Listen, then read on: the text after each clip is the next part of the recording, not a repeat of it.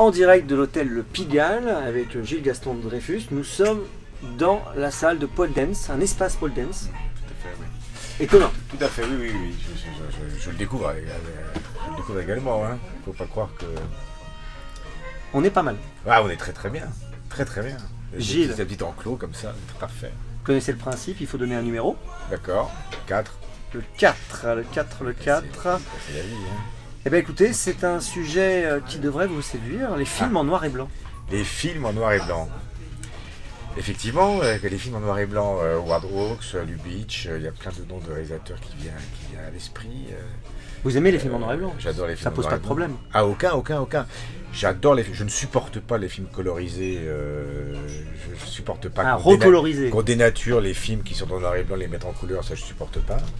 Et les films en noir et blanc, j'adore les films couleur. J'adore le principe. J'adore les films d'époque de noir et blanc où la couleur n'existait pas.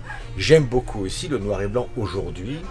Quand il y a Woody Allen ou d'autres qui font des films en noir et blanc, je trouve que tout à coup de découvrir ces films en noir et blanc aujourd'hui, évidemment, c'est une décision artistique qui est très intéressante.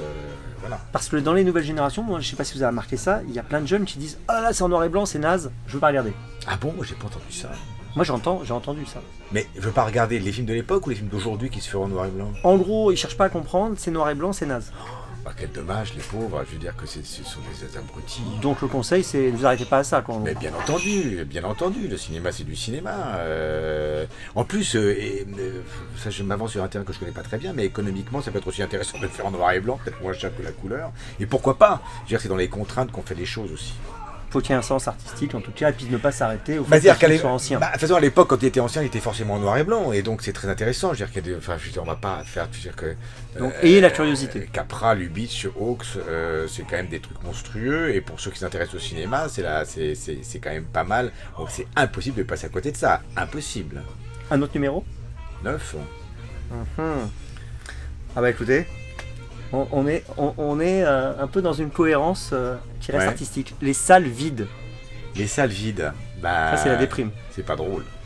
C'est pas drôle à tous les niveaux. C'est pas drôle en tant que spectateur, parce que quand on est spectateur dans une salle vide, alors...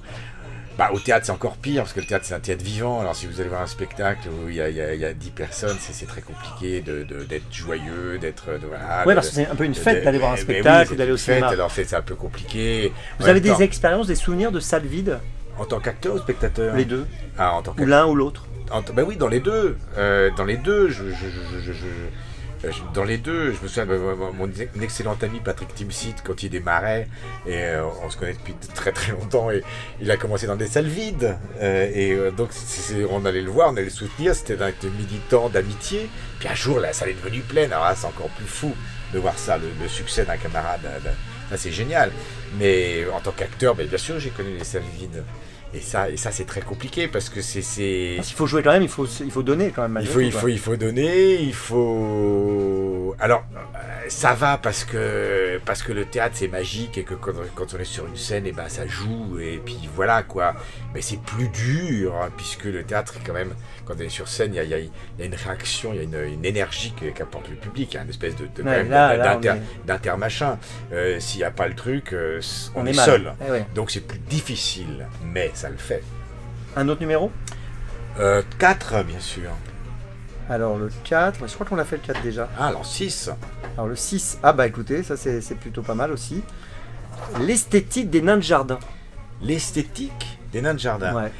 Est-ce que vous trouvez ça esthétique, un nain de jardin? Non, oui. En fait, ça dépend. Moi, en fait, je n'ai pas de... C'est très rare. Est-ce que vous aimez les nains de jardin? Non, à une époque, je détestais les nains de jardin. À une époque, pour moi, les nains de jardin représentaient tout un truc de ça fait flipper ou pas? De mauvais goût. Non, absolument pas. Je trouvais ça laid. Et puis aujourd'hui, je trouve ça plutôt rigolo, mais ça me viendrait pas l'idée d'en avoir peut-être un. Je trouve ça marrant d'en avoir un.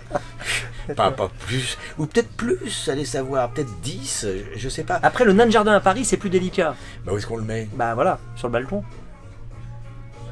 Oui, mais il faut avoir un balcon. Il faut avoir un balcon. Ouais, tout le monde n'a pas un balcon à Paris. Moi j'ai un petit balcon. Vous pourriez avoir un nain de balcon. Oui, mais on se mettrait les pieds dedans. Très vite, un dernier numéro. 8. Eh bien écoutez, les livres de cuisine. Alors ça c'est vraiment un sujet où je suis pas très balèze parce que c'est bien parce que c'est le dernier, on va faire court alors. non, mais la fondue au fromage, c'est une spécialité, j'ai pas besoin de cuisine. Bah voilà, on s'arrête là. Attention, coup de cœur ou promo? Coup de cœur et promo. Sylvain Grandjean, photographe, un type tout à fait remarquable, avec une carrière exceptionnelle, artiste de cirque, acrobate et jongleur aussi, comédien, et aujourd'hui photographe. Il fait des photos que j'adore, moi je suis un fan de ce mec là. Ça fait penser un peu à Man Ray. Vous voyez, c'est des photos comme ça, c'est des photos ce type là d'une créativité extraordinaire. Moi j'aime bien celle-là. Un artiste à suivre. En ce moment il n'expose pas, mais il n'arrête pas d'exposer. Son nom, vous nous le rappelez encore une fois? Sylvain Grandjean. C'est bien noté. Attention Gilles, la caméra va se rapprocher, ça va être le moment du mot de la fin. Liberté.